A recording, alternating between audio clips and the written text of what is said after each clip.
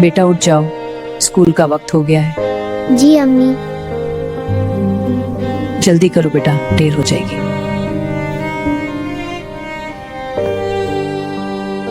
अम्मी ये बैग कितना पुराना हो गया है। हाँ बेटा, मगर एक दिन हालात बदल जाएंगे। बेटा वक्त बदलेगा, सब नया हो जाएगा। बेटा मेहनत करो और इल्म हासिल करो, इसी से तुम्हारी जिंदगी बदलेगी। अम्मी मैं कब से देख रहा हूँ आपके कपड़े बहुत पुराने से। बेटा ले लूंगी जब पैसे होंगे।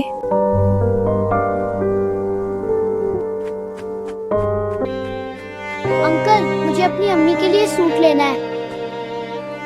बेटा सूट पैसे का आता है, अभी आप स्कूल जाओ, वापसी पर मेरे पास आना। बेटा ये पैसे लो, फ्रूट मार्केट जाओ, फल खरीदो और बेचो, जो मुनाफा होगा उससे तुम सूट ले सकते हो। ताजा फल लो, ताजा फल।